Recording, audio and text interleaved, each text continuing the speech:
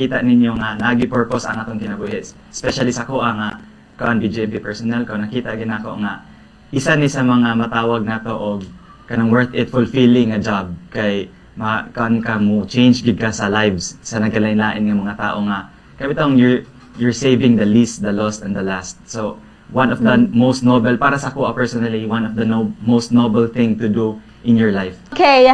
So, Sir Pipito, kung Warden Pipito, kumusta ang inyong mga current programs, ang initiative, o imuhang leadership ngadto sa Balamban? So far, karon ma'am, very active yun ang ato ang mga programs, especially sa atong ALS. Kay ang pinaka-priority yun sa DJMP is first is ato ang safekeeping, which is given na kay natagaan naman taog sakto ng facility.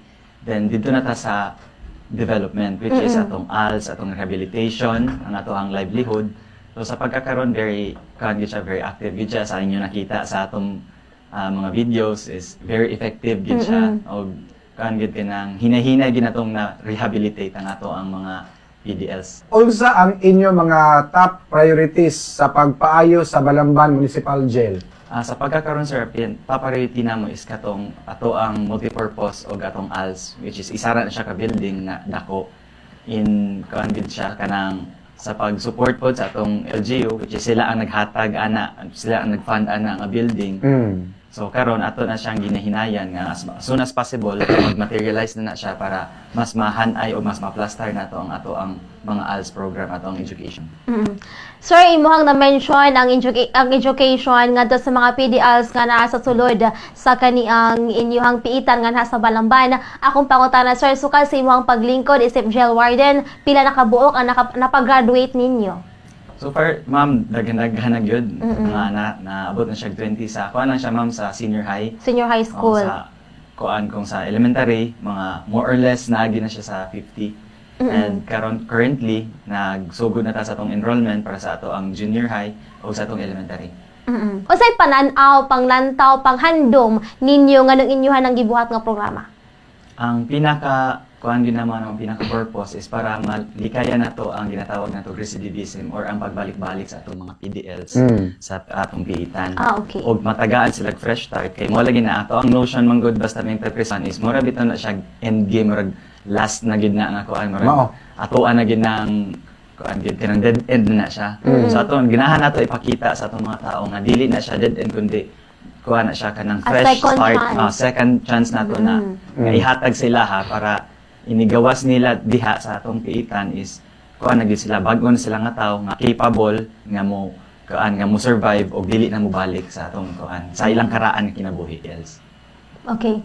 Bombo John, imuhang na-mention kaganiha nga nangutana ka sa ako nga kaniang mao ba ni ang kato ang nag-viral dito sa katong ingon ka ba nga kanang lingawa dahil nila dito sa sulod oy nagpugong-pugong pa ko sa kumbatasan diri sa gawas. Oo, mga sa mo sulod no. Oo. So ba na awarded no. Usa sa mga nakakuha sa mga attention gyud is kini. Unsa nga mga livelihood or mga rehabilitation program nga gihatag ninyo ngadto sa mga PDLs kay kung atong kahinumduman nag-celebrate mag nutrition month. So, giapil ninyo ang kani mga nagkadaiyang activity sama na lamang sa katong may viral paglas nga dress as your favorite fruit. O sa pamanauban nga mga kalihukan o mga trainings nga inyohang gi-implementar para sa mga PDLs nato sa sulod. Sa karon ma'am, ni-coordinate mi sa kanang PESO or sa Public Employment Service Office nga matagaan sila og NC2 pinaagi sa TESDA. Okay. So kanang NC2 ma'am is isa na sa pamaagi nga ma-broaden ang options sa ato mga PDLs inigawas nila o possible pa gyud nga makagawas sila kay ang employment sa paglarga sa abroad is kanang skills dili man necessary nga naagi kay college degree dili education skills gid kadaghanan. Manang isa na sa among ginapokusan karon nga mahatagan sila ginana, ma-providean sila sa training nga libre ra. Balik to warden sa katong inyuhang programa atong nutrition month. Unsay nag-talk mo ninyo warden nga kato inyong himuon nga kaniang program? Actually ma'am kanang sa atong nutrition month is pareha ato man ang gi-pattern sa ato ang previously katong eskwela ta sa elementary sa high school nga yearly man ginato na ginahimo. Yes. So same atong gihimo nga approach sa ato ang mga PDLs nga gi-treat nato sila not as PDL but as students. So kung unsay kanang pattern nga gi-conduct sa ato ang DepEd, mo pa ni atong gi-pattern po nato kung unsaon nato sila pag-approach aron pod mas kuan sila, mas makabalo sila, makakat-on sila sa ato ang kuan nutrition, and this month sa atong buwan ng wika, which is ang culture sa Filipino. Anyways, Warden, last na ako nga pangutana regarding on that.